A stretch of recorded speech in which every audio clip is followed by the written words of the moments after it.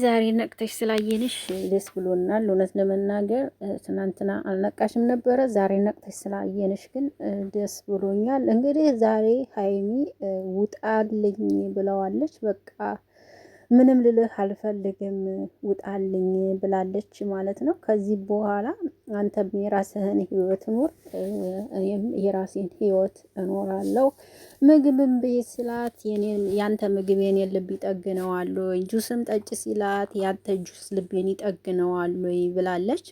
በእውነት እኔ ይሄ ነገር እናንተ ምን ትላላችሁ? እውነት ብሩክ ይሄንን ያረጋል ብላችሁ ታስባላችሁ? እንዲህ በበኩሌ ያረጋል ብዬ በእውነት አላስብም።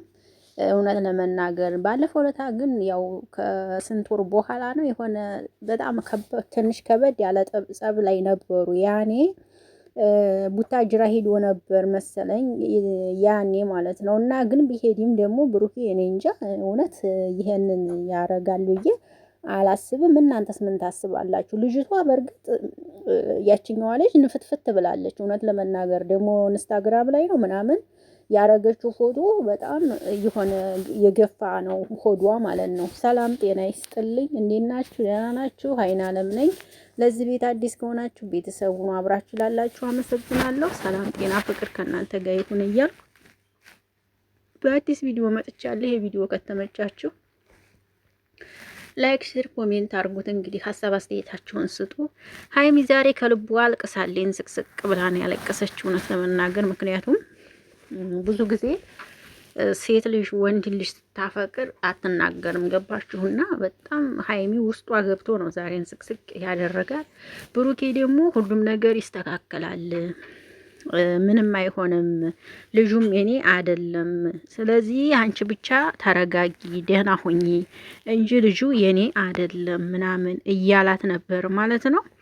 እኔም እንግዲህ እንደሚመስለኝ አይመስለኝም፣ ልጁ የሱ አይመስለኝም እውነት ለመናገር ማለት ነው።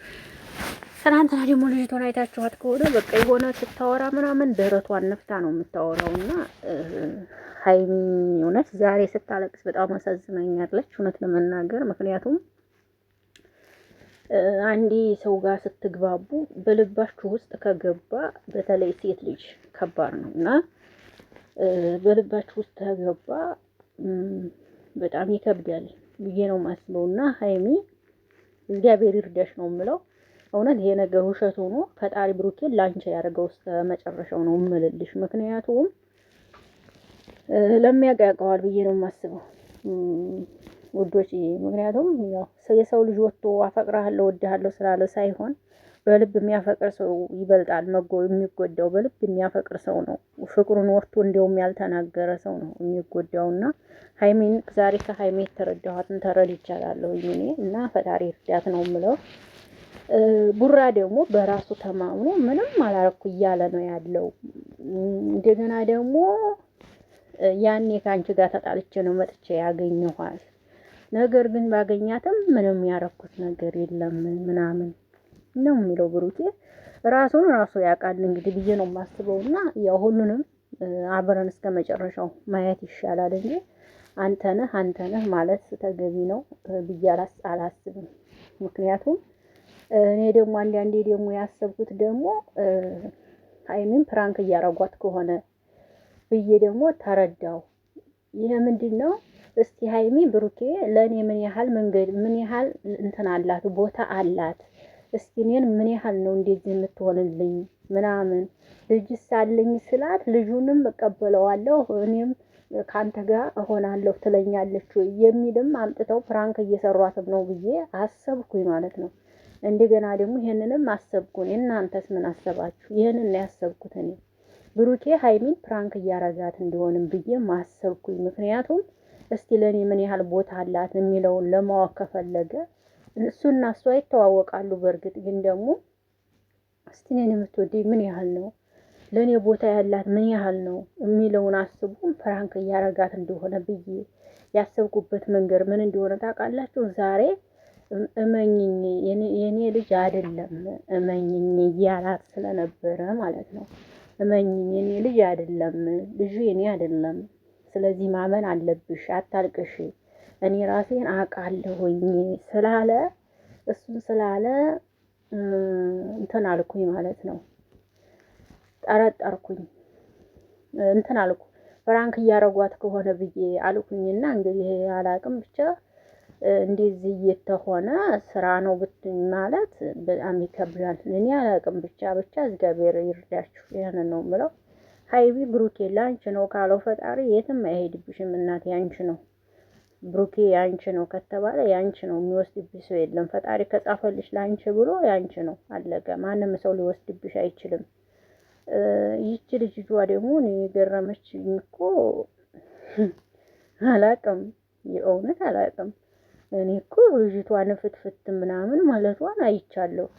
እንዴ እቺ ልጅ ምን ይሁን? በተለይ መጀመሪያ ላይ ቪዲዮ ምናምን ሲሰሩ የመጀመሪያው ለታ እንዲያውም ተላይ የለበሰችው ልብስ ሰፈት ያለ ነው፣ ግን ሆነን ፍትፍት ብላ ነው ያየኋትና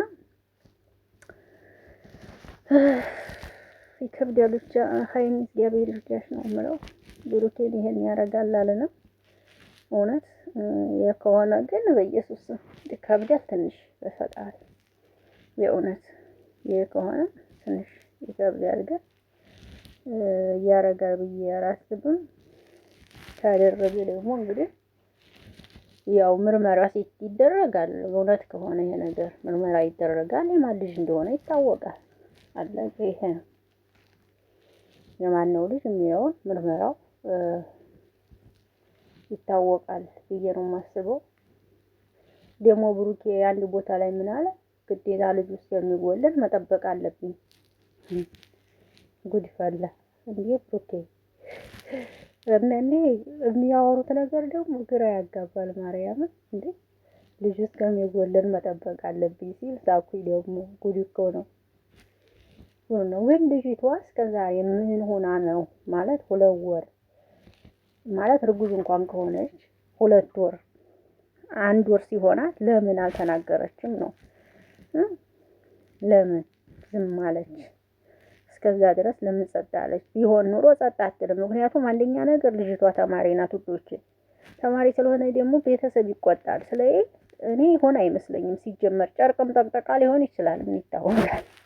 ጨርቅም ጠቅጠቃ ይሆናል ብዬ ነው ያሰብኩት እኔ። ምክንያቱም ተማሪ ናት። ቤተሰብ ደግሞ ተማሪ ሆና እንደዚህ መሆን አይፈቅድም። ገብታችኋል አይደለ? ስለዚህ አላቅም ብቻ መቼም የሰው ልጅ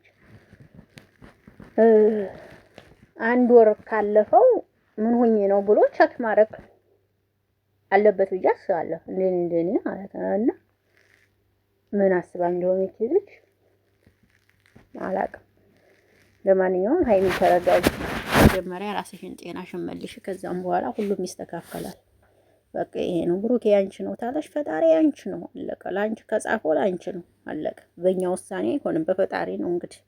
ስለዚህ ለመረጋጋት አለብሽ እላለሁ። ተረጋጉ፣ ሰላማችሁን በፍቅር መልሱ። ከካሜራ ጀርባ ጨረሳችሁ